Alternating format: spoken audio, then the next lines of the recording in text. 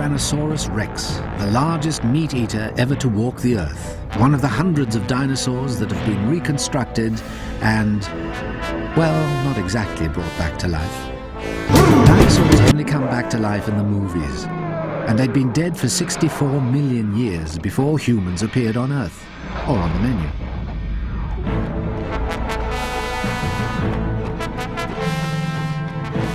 If anything, it's been the human imagination that's fed on dinosaurs, with tastes ranging from the green and comic to the global and serious game of paleontology.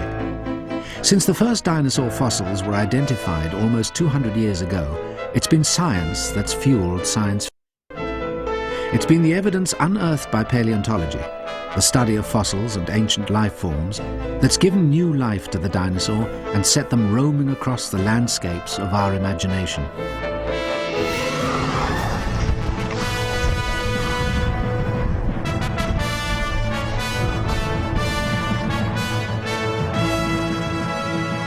And with a new fossil being discovered about every 7 weeks, our knowledge of dinosaurs is growing by leaps and bounds. Where did the name dinosaur come from? Sir Richard Owen rode into history when he declared that the fossils of giant animals being discovered in England in the early 1800s should be called terrible lizards, meaning terrible lizards. Why terrible lizards? We know dinosaurs were similar to reptiles because fossils have revealed they had scaly skin Couldn't I have just a and laid itty-bitty eggs. little green bedtime snack? No! It's the dinosaur body plan which sets them apart from reptiles. 250 million years ago, the reptile design incorporated the short, sprawling legs of the terrible lizards and the short, bent-kneed legs of ancient crocodiles. Dinosaurs evolved because of a major breakthrough in leg design. Correct! Dinosaur legs were longer and tucked under the body. And this breakthrough came in both 4- and 2-legged models. Dinosaurs could not only stand up, but they could run faster than anything else around. This ability to pursue or escape pursuit was a major factor in the dinosaur's success. T-Rex enjoyed its success by eating its own weight in terrible lizards. That's 7 tons, or the equivalent of 12 cows. The very first T-Rex found wasn't called Tyrannosaurus rex.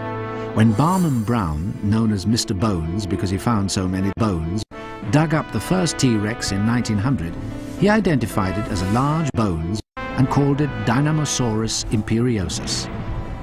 But Dynamasaurus imperiosus, an overnight sensation in the world of paleontology, would soon change its name to something more befitting the largest meat-eater ever to walk the Earth. Terrible lizards. Literally, Tyrant Lizard King.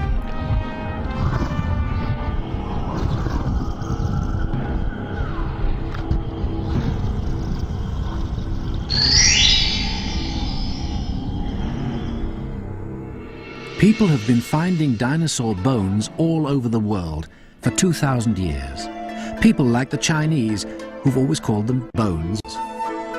The first known dinosaur extinction theory is attributed to the 3rd century writer Chang Qiu, who explained the mystery of dinosaur bones by writing, "A dragon ascended a mountain and went directly to the gate of heaven. The gate being locked, the dragon fell back to earth and died at this spot. Later it sank into the earth.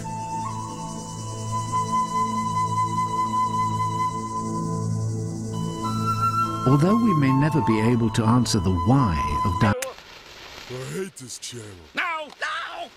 225 million years ago, when dinosaurs first appeared, the Earth was a very different place.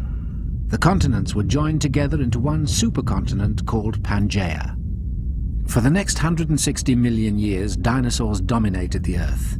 To get an idea of this immense timescale, imagine a book 225 pages long, each page equal to 1 million years.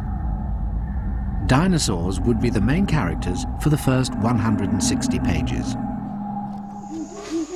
Mammals would take over for the last third of the book. Humans wouldn't appear until the top of the last page 1 million years ago. And it wouldn't have been until the bottom of that page that we even knew bones existed.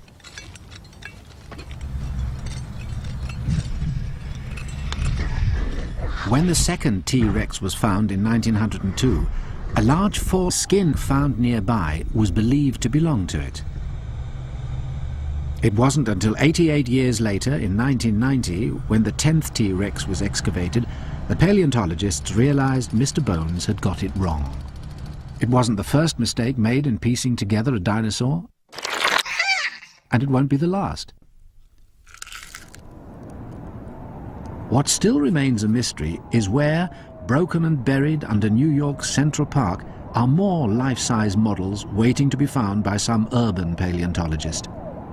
But Mantell's Iguanodon is just one example from a tiny fraction of the billions of dinosaurs that must have lived during the 160 million year period known as the Mesozoic era. What was it like then? At the beginning of the Mesozoic era, called the Triassic period, when dinosaurs first evolved, low, shrubby, fern-like plants dominated the landscape.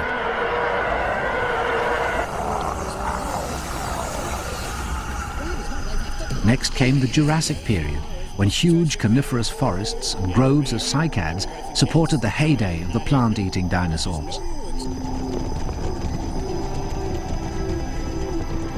Then came the Cretaceous period, when the western part of North America was covered with extensive rivers, deltas, swamps and marshes, when large herds of grazing dinosaurs were hunted by a smaller number of meat-eaters.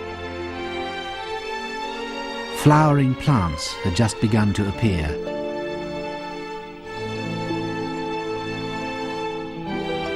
And the air was thick with T-Rex breath.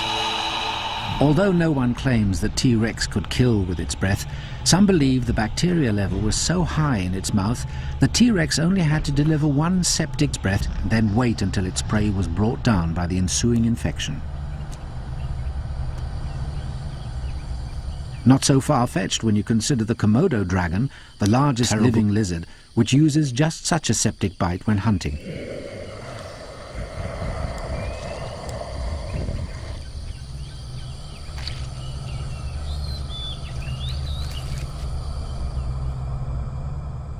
In 1907, Barnum Brown found the third T-Rex. With 16-centimetre teeth and a 1.5-metre long skull, it was the most complete T-Rex to date and would remain the largest found for the next 60 years.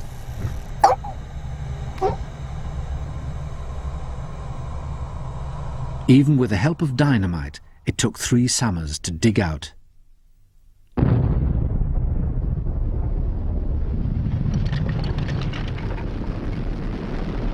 Today, excavation is a much more painstaking and exact science.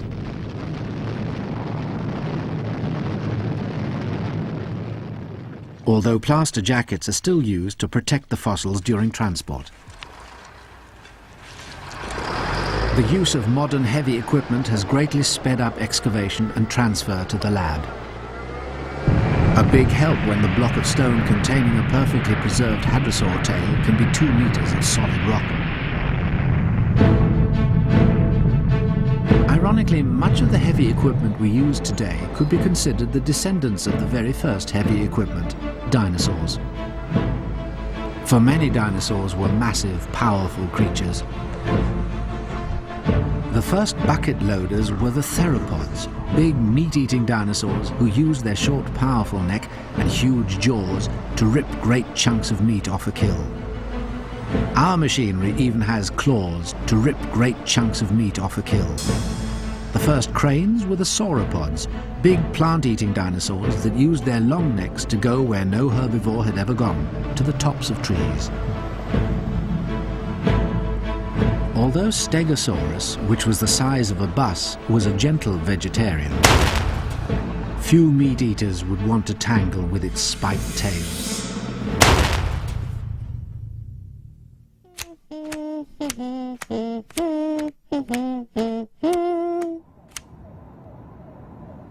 Tails were used for much more than defense. Long dinosaurs were counterbalanced like today's suspension bridges, with long tails balancing their equally long necks. The longest dinosaur found to date measures 11 meters.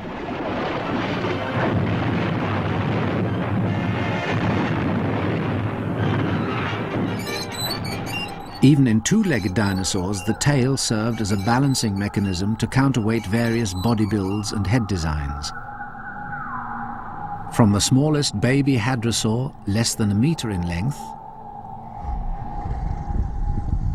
to the 9-meter-long meat-eating Albertosaurus. Balance was crucial when several tons of dinosaur decided to run. Imagine a multi-ton ostrich and you begin to get an idea of how the swiftest of dinosaur predators might have moved. But how fast were they? From fossilized footprints, called trace fossils, paleontologists can calculate how fast dinosaurs moved. The race to clock T-Rex's top speed, however, remains the subject of great debate, ranging from as slow as 15 miles per hour to as fast as 40 miles per hour. It's certainly safe to say man would be lucky to reach the finishing line without being finished off. Fortunately for humans, they became so huge and lethargic that they died of boredom. Certainly there are many more dinosaurs waiting to be discovered, many new mysteries waiting to be pondered. And if it's true that life imitates art, maybe someday we'll even bring them back to life.